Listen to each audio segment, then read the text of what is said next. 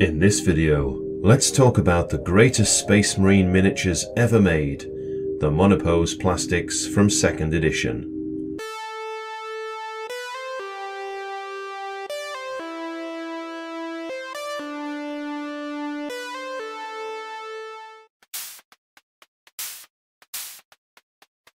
When I was 11, my first purchase of Citadel miniatures was these warriors of the Imperium. I made a video about them, go have a look. However, the next boxed set which parted me from my pocket money was this: Imperial Space Marines. 10 plastic models, a full tactical squad, complete with banners and transfers for the most popular chapters. I of course painted them Blood Angels, like the artwork on the box. Albeit, I painted them badly. So iconic was the monopose design that it was used for the Space Marine statue in front of Warhammer World. But this wasn't the only place one could acquire these models.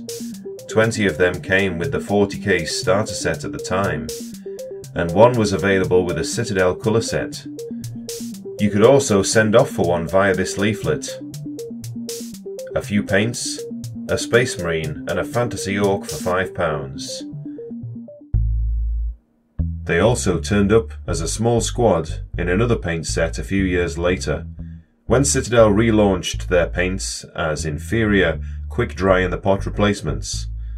Only an iron grip could remove those lids when they dried shut. There were 4 versions of the monopose Space Marine: the Bolter, the Flamer, the Sergeant, and the Missile Launcher. And they came in 4 parts only: body, backpack, weapon, and slaughter base.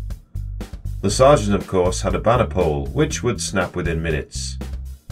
When I built my miniatures, I remember twisting them off the sprues with my bare hands, since I didn't know that clippers were a thing, and, to be fair, my parents wouldn't have let me use them anyway. Of course, I just left the mould lines on there, a fact that still keeps me up at night to this day.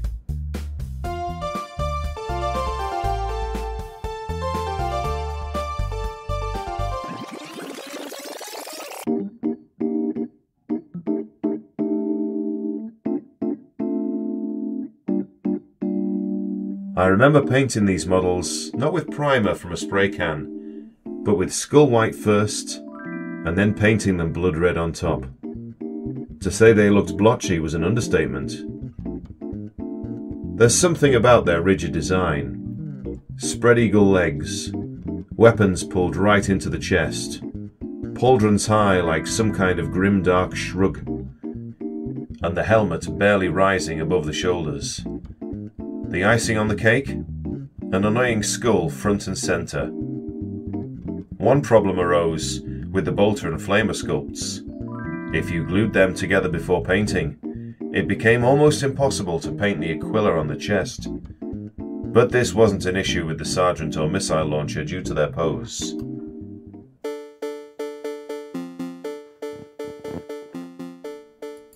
But there's no denying these guys were built to last.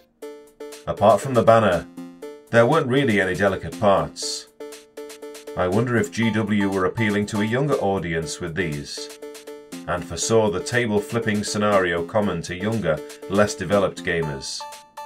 If so, good choice.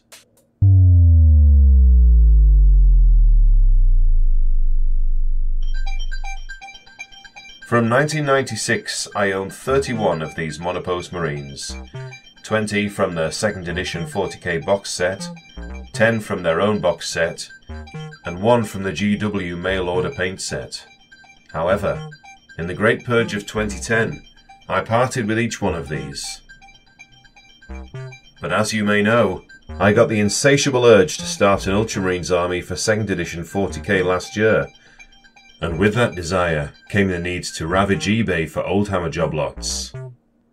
Since the monopose Marines were ubiquitous back in the day, they seemed to be part of every lot I purchased, and therefore I have acquired quite the inventory of these sculpts. And I don't know, I might not keep them all, but I want to paint a couple of squads at least.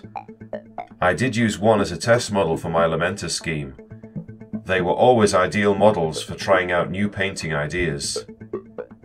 Recently, I completed an entire squad of these models, but they weren't Lamenters and they weren't Blood Angels. They were Ultramarines. And this leads me to the first such squad I have just completed. A Space Marine Veteran Squad.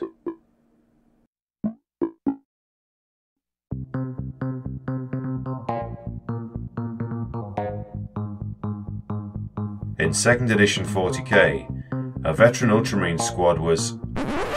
Okay, I know what you were thinking. I used the wrong symbols on the pauldrons. And yeah, they should be crosses rather than the tactical arrows. But I made a mistake. Initially, these were going to be a tactical squad, and I often applied decals early on in the painting process. It was only later, before I did the yellow trims, I thought, hey, these old minis would look good as veterans. I could paint over the arrows and do the decals again, but my time on Earth is finite. Anyway, in 2nd edition 40k, a veteran squad was distinguished from their other counterparts by their white helmets and white trims on their pauldrons. Therefore, I followed this pattern for the squad. Their armour remains Calidor Sky like the other Ultramarines, the weapons Mephiston Red, the Aquillas Avalanche Sunset, and the bases Goblin Green. Other than the white, they otherwise do not deviate from my tried and tested paint scheme.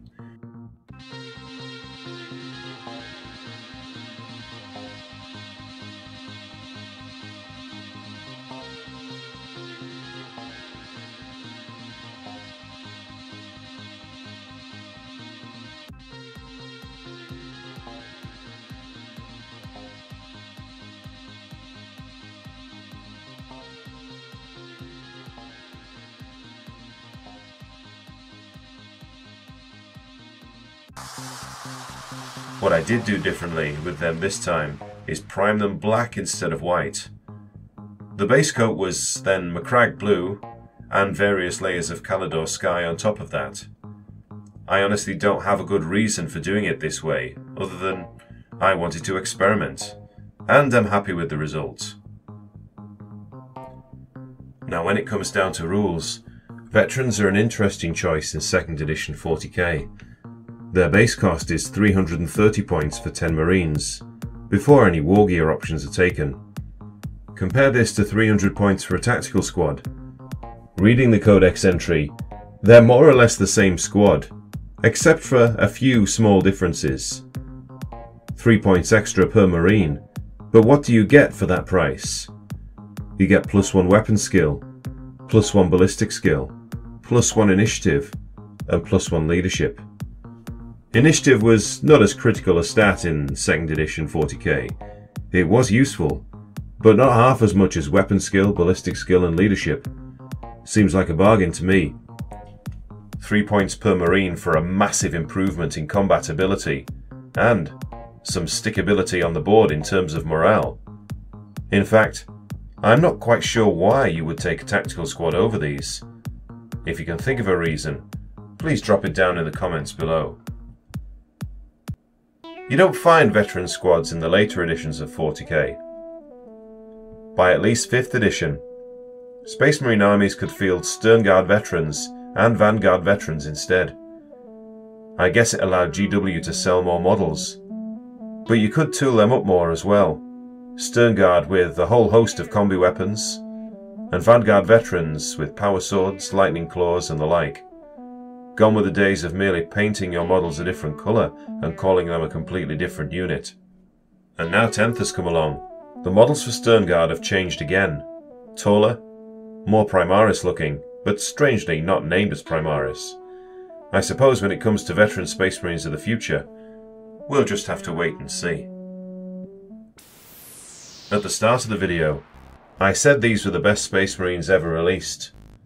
Of course, in terms of model detail and complexity, this isn't true at all. For the most part, the detail GW puts into plastics just gets better and better each year.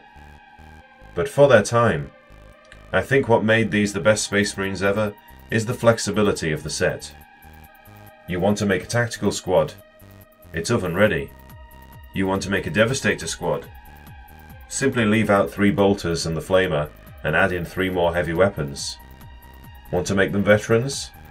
Vary the paint scheme. You want an assault squad? Well, you'll need a few more sergeants for their bolt pistol chainsword combination, but it could certainly be done with some trading. With a little bit of thought, you could make an entire army based on these guys, and it would for sure carry all these retro vibes. I know they're not everyone's favourite, but for me, they carry with them an unmistakable reminder of my childhood, its innocence, and my early days playing 40k. And with that, I had better get painting some more miniatures. Take care, and thanks for watching.